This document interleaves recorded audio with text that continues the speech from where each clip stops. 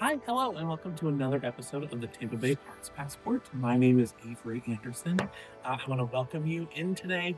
Today's conversation is with Ross Egan, the managing director of the Asolo Theater Company in Sarasota. We're very excited, and he drove all the way up from Sarasota, so you're going to have to listen to this podcast.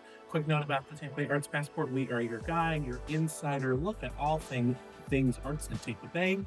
Please give us a follow, and please enjoy this episode. So, just want to thank you again for coming on today, Ross. We're so excited to chat with you. Of course. I want to start with just a very basic question for you. Sure. What is a managing director, and what is a managing director at Asolo Repertory Theatre? Because I think a lot of times people don't know what that role really is. Yeah, I mean, essentially, it's the business side. So I think the most basic way to think about it is a lot of stuff happens on the stage, and that's mostly the artistic director. And Asolo Rep has the most amazing artistic director, Peter Rothstein, and he handles all that work and curates the work and makes sure the product is really great. And then you look back behind the stage. There's a lot that happens behind the stage, in terms of business operations. So I handle all that with the most amazing team. So that would be anything from like marketing and fundraising all the way down to like legal, finance, facilities, all of that stuff, box office. It goes on and on. IT, I think, is in there at some point. And you have been in this role for a little over 2 years now. Yeah. I started July 1, 2023. Yeah. How are you enjoying Sarasota? How are you enjoying the role? Oh my gosh, I mean, I love Sarasota. They had me move down in July, which I feel like was rude. You got like the worst of it. Yeah, that was rude. You got a full welcome And before that. no, the board was great and it made sense with our fiscal year and everything. But I moved down here and I was like, oh, I live in a sauna now. Yeah, welcome. But no, I think it's really amazing not only to meet the people in Sarasota, because the community is just so diverse in terms of different viewpoints and people and experience.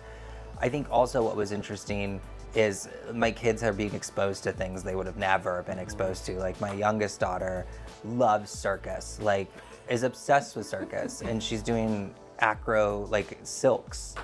And I think that's really cool because I don't know of another town of Sarasota size that has the density of arts and culture in the entire country, which is great. It just means also like there's people that move to Sarasota are invested in arts and culture, and people often say like they come for the beaches and they move for the arts and culture. So I think that's been really nice. And then in terms of Asolo Rep, just a fantastic team. The quality of the work is really attractive, or was one of the things that attracted me to come down here. And I think we delivered on that promise, hopefully. And working with Peter was another big thing. And I think him and I make a really, really good team. Yeah, I want to ask what drew you to the Asolo, because you have worked at other theaters before. You're not like an outside nonprofit professional coming in, right? You worked in Chicago, you worked at the Barter Theater. So like what brought you to the Asolo? And maybe like just where did this passion for nonprofit administration come from? Oh my gosh, where it came from. So in Chicago, I had the dream, the amazing dream of being an actor. And then I moved to Chicago and realized I had too much anxiety for that path. And I also just wasn't as good as many of the people I met in Chicago. And I mean, maybe I would have gotten there, but at the same time, like I craved the stability somewhat. And my wife and I met while I was in college and at a summer stock, and she, we were like planning a life together, and being the life of an actor, two actors especially, is really hard. So I got into for-profit HR. I mean, that's I tempt, the age-old story. You get a temp job and then you never leave. Yeah. And being an actor was actually really great for human resources. I just think it allows you to like react and think on your feet and empathize in a way that maybe another person might not be able to do. But during that time, what's great about storefront theater in Chicago, which has unfortunately I feel like contracted, like during the pandemic and then post-pandemic, is like every contract is a nighttime contract. So every actor in Chicago has a day job, many of which, even if you're working at an equity theater, you have a day job. And then at night you rehearse and perform. And the pay was terrible. It probably still is, I imagine.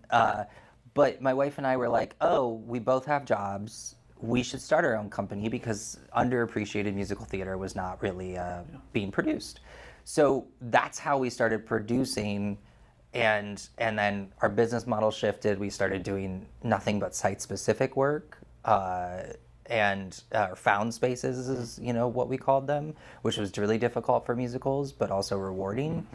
And eventually, once my first child was born and I was commuting 45 minutes to an hour every day to the Loop, I just realized I wasn't really happy. And that when I was happy was when I was producing. So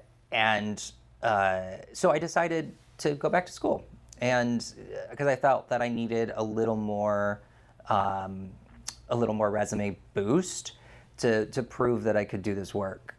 So I ended up, luckily, I was very fortunate with my family and professors, and I was able to get an MBA, and that did help. It helped me in the financial part, and then truthfully, Barter really took a chance. I mean, I was running a Shakespeare festival, but Barter was in a spot, needed a managing director, and I was able to step in and turn things around there with the help of the team, and so that's what got me into nonprofit theater. And so it's nice. I never wake up and dread going to work. Even when I'm tired, even when it's a bad day, there's never a day where I'm not excited to get into the office because the work is important and it's also fulfilling. And the people care about it, that not only come but work there. What attracted me to Asolo mostly was just I was ready for a new challenge, and also it was like a big piece of it was like my family, and the work attracted me, and I met Peter, and I really wanted to work with him. But also it was a new challenge to take on a larger theater, a storied institution that, recovering from the pandemic, all theaters are struggling. And I felt like they could use my help. And then it would also be, I came and visited and I was like, oh, this place is awesome. I should live here. So that's how I ended up here. I'm curious if site-specific, underproduced musicals, if that experience influenced or helps you at the Asolo, because it's very different programming, right? Asolo is like one of the largest, most storied theaters in the state, large proscenium. Are there any correlations that you draw from that time? I think so. I mean, I think it really, and I think Peter also he founded a small, or not small now, but like a mid-sized theater in Minneapolis. And when you're a young, scrappy organization, you have to innovate in order to make things work. Mm-hmm. So I think when that mostly helped me at a major theater was probably at Barter. We were, during the pandemic, and I made a joke to the artistic director, because this was in May and we didn't know what was going on. And I said, we should just do Grease at a drive-in. And she was like, there is a drive-in on the west side of town that's abandoned. And it was, she had the vision, and I had made a joke, and we walked it, and like we opened July 15th of the pandemic. Wow. And it just, we ran that for 18 months. Wow. And that was like site-specific, like let's problem solve. And the tech team up there did a really amazing job to make it all work. But with Asolo, I think it is, Peter and I both have some of those visions of like, how can we bring theater into different spaces? Mm-hmm. And I think that can be, it doesn't have to be a huge musical.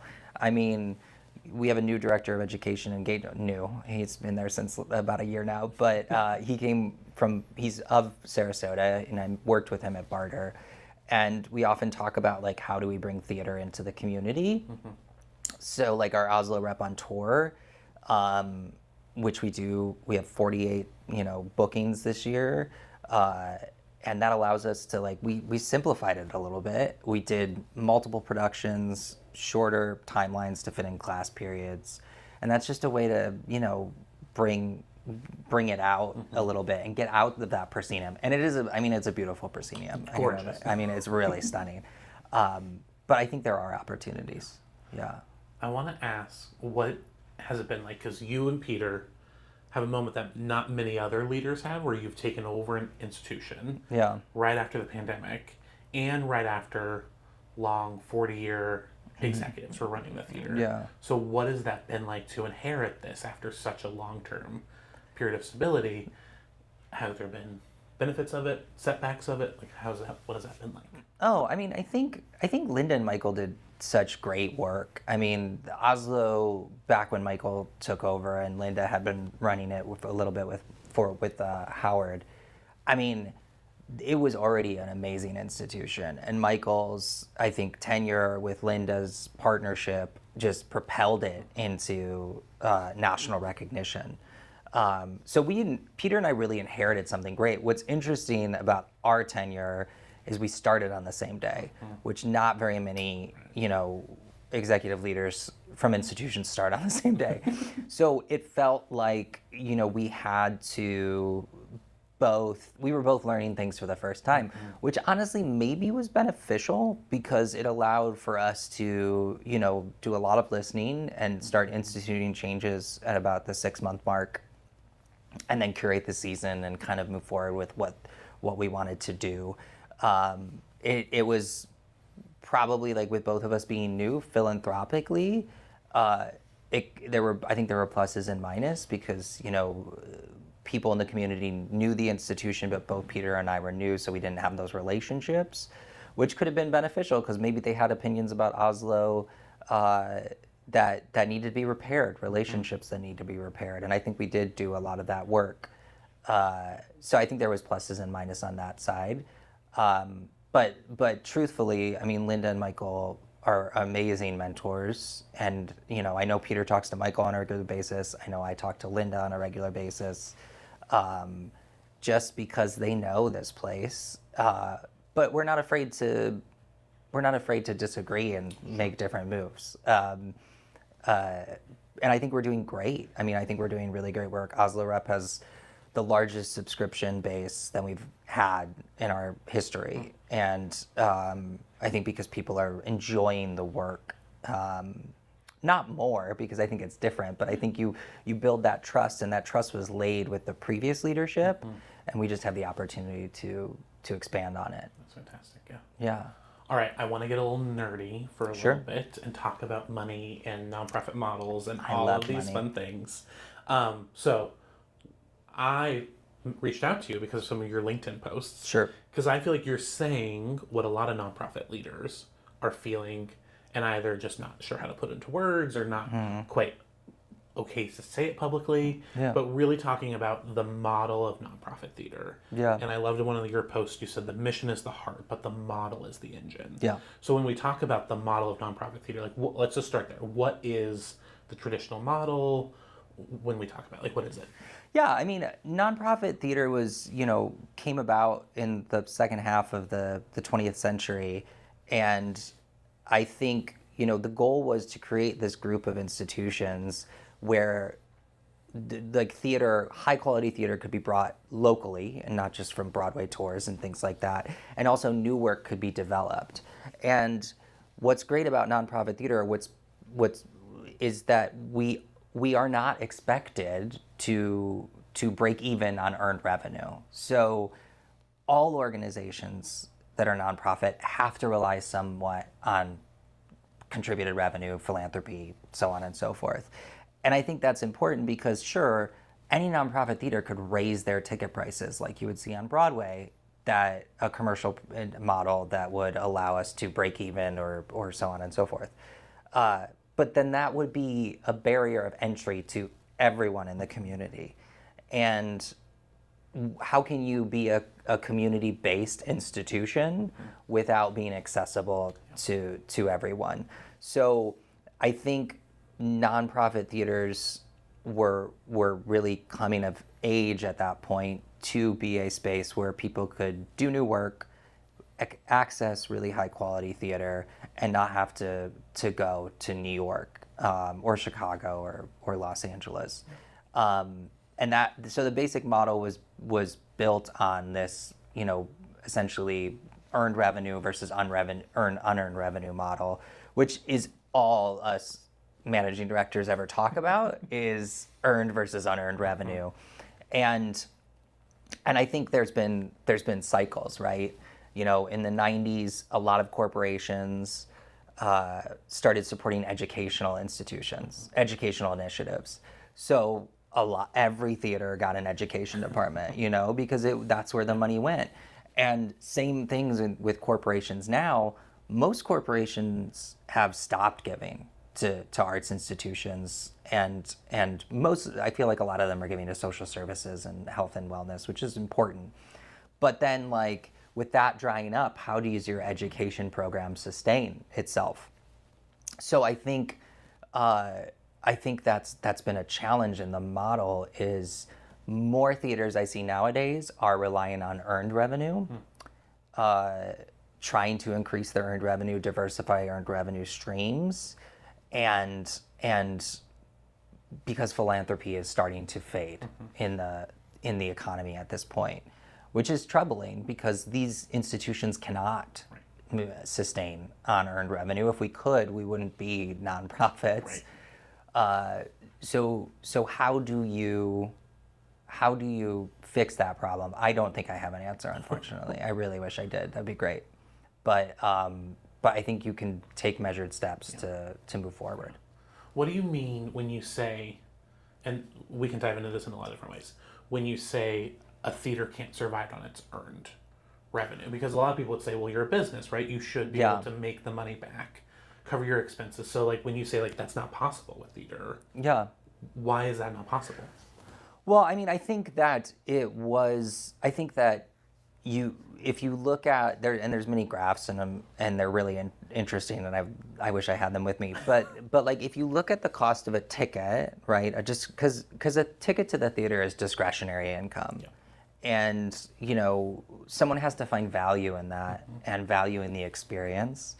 And when you're having to choose, I feel like sometimes theater can be the last thing that you choose, especially depending on your generation, what's going on in your home life, do you have young kids, so on and so forth. And but if you look at the graph of ticket prices versus inflation, it's ticket prices going up a tiny little bit and inflation jumping pretty dramatically. So the problem is that I think most theaters have raised their ticket prices a tiny bit, but they're trying to produce 2015 theater at 2025 prices.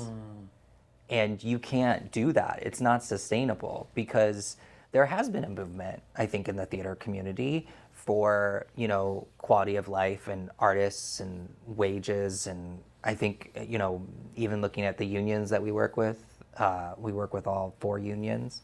I mean, there's a lot of pushes happening in those communities.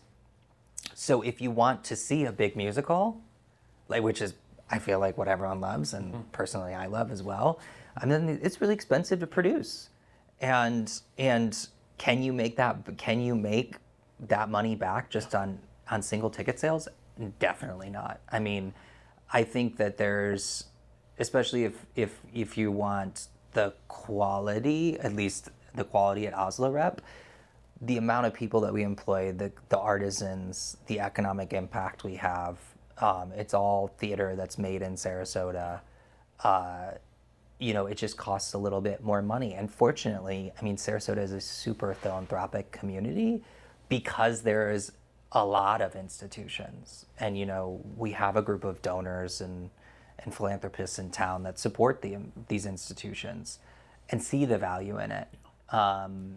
So I think continuing that work and that model, we just had to shift it a little bit to figure out where do we put things.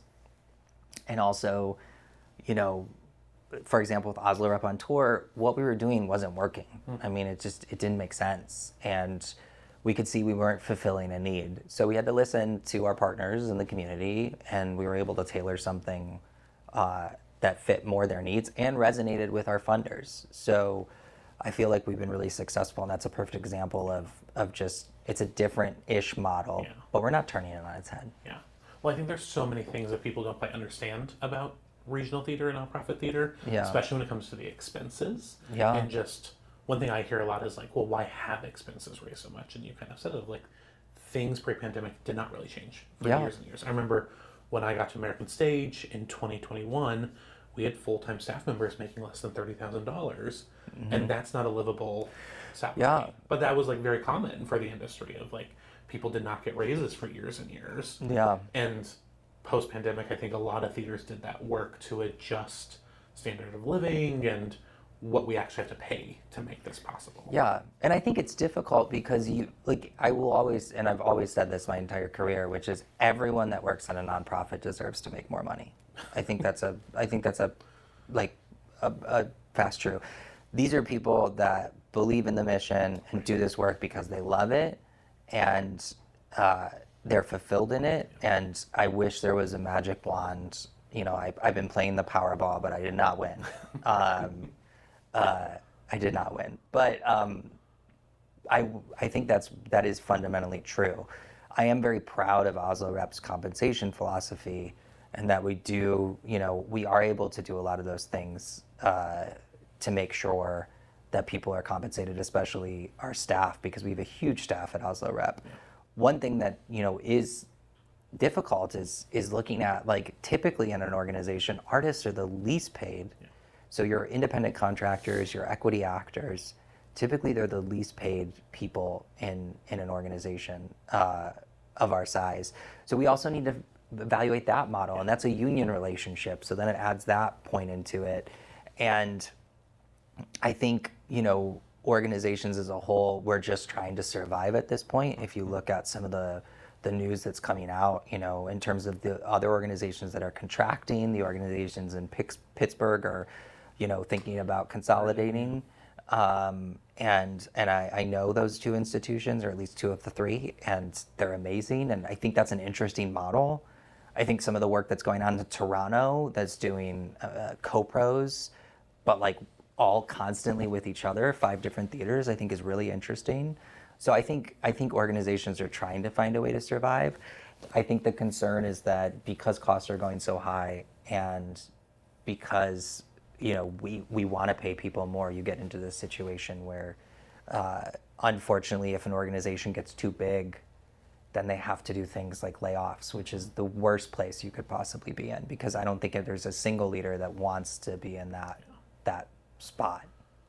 And even that experimentation of shifting models, that takes work, that takes time, and that takes money. It's not an overnight, we have new data, new successes.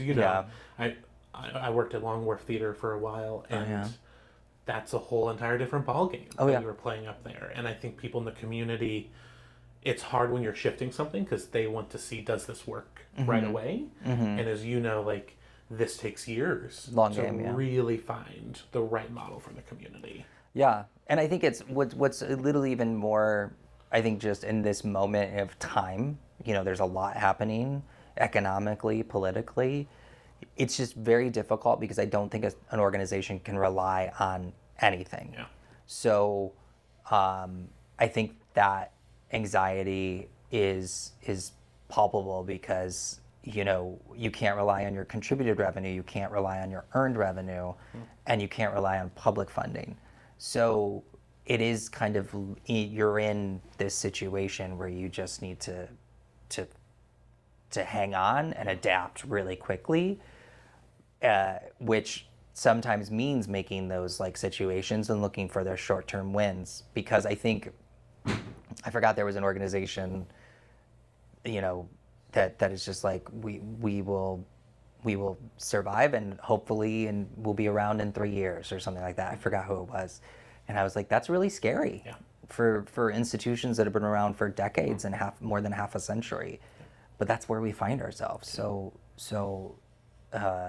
I commend the work that the other arts administrators in the country right now are doing, because it's not the most exciting. There's a lot of questions that we have to answer.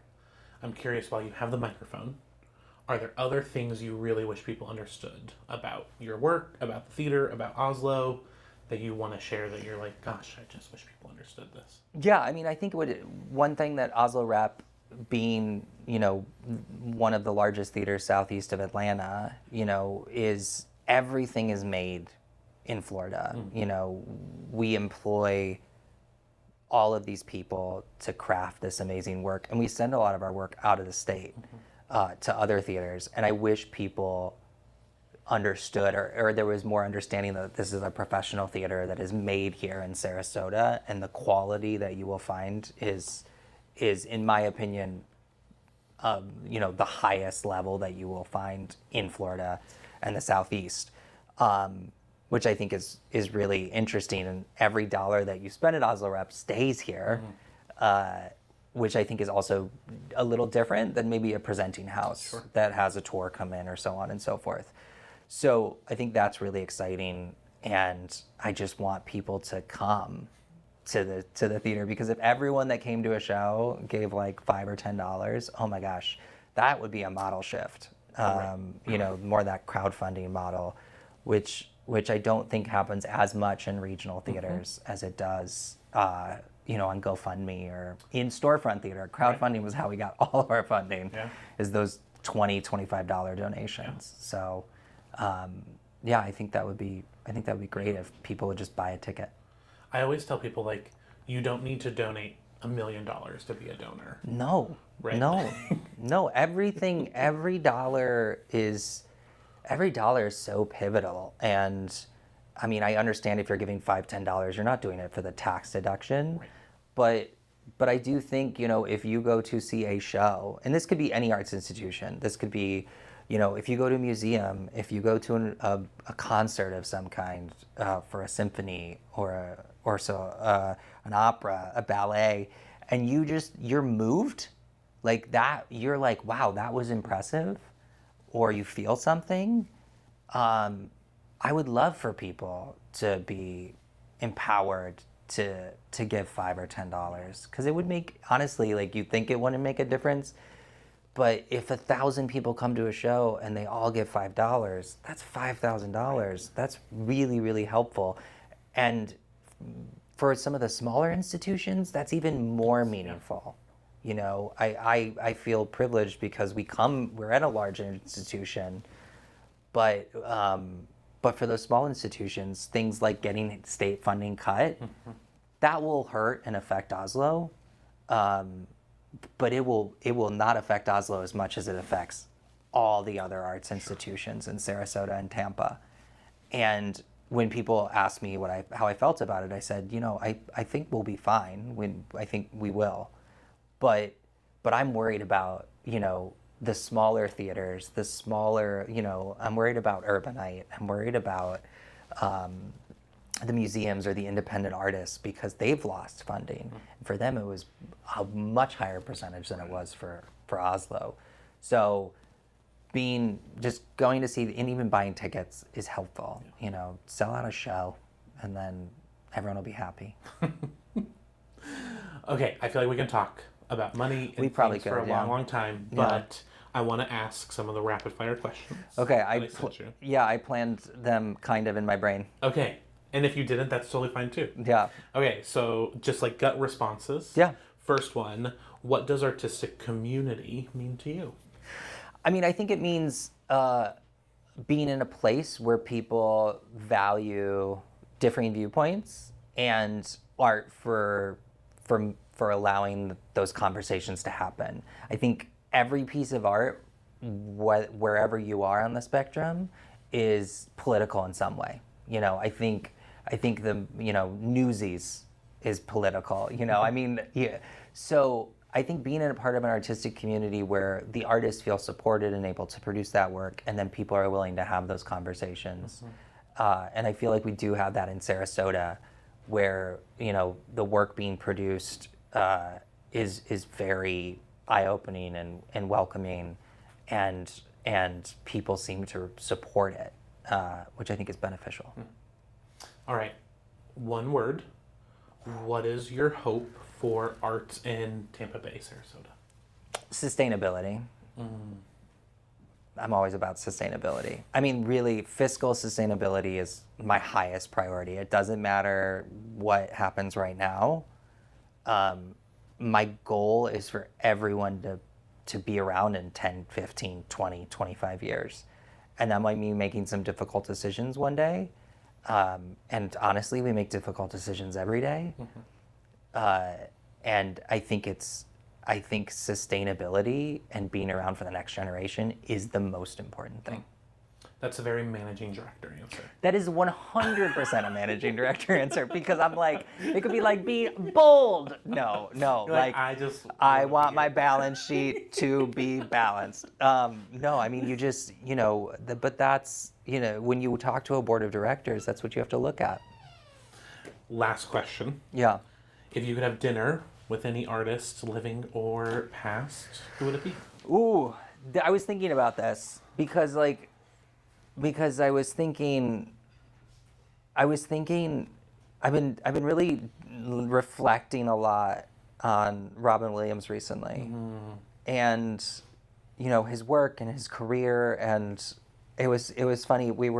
Because of moving out, we were working with Twyla Tharp, and it just reminded me of that scene in The Birdcage, where Robin Williams did on the stage where he did the different choreographers really quickly.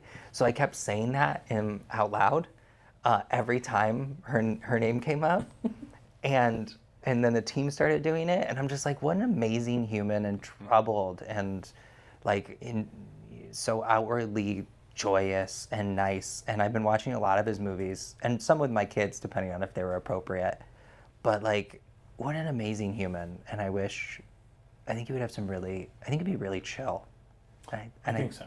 And I think he would just be really chill, and I think we would just talk. And I think Robin Williams would probably be the one. I also think just his style of artistry is really missed. Yeah. Today, just a pure entertainer. Yeah. And able to just make you laugh from minute one. And I know. And how many bottles of water do you need to have on a stage?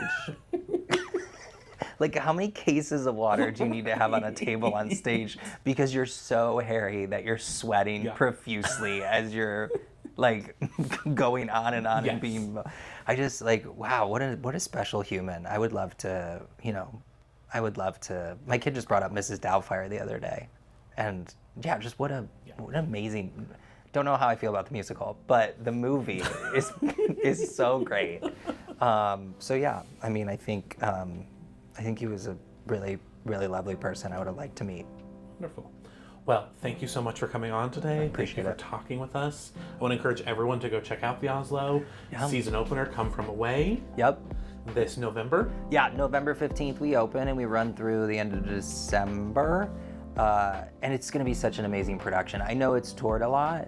I really do think that, Peter's directing it, and I think it's an interesting take on that show. It's not gonna be like the Broadway production or the Broadway tour. I also think, though, my hot take, even if you've seen the show, go see it again. Yeah. Because it is one of those musicals that I think just really deserves to be seen and to be appreciated.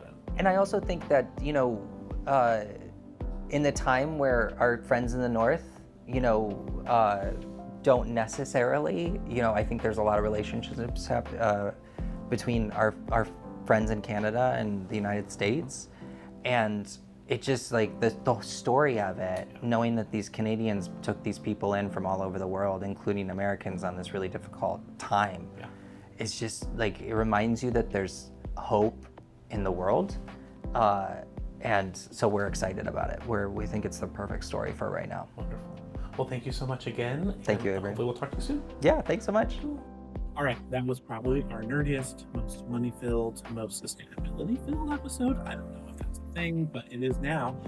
Thank you again, Ross, for coming on.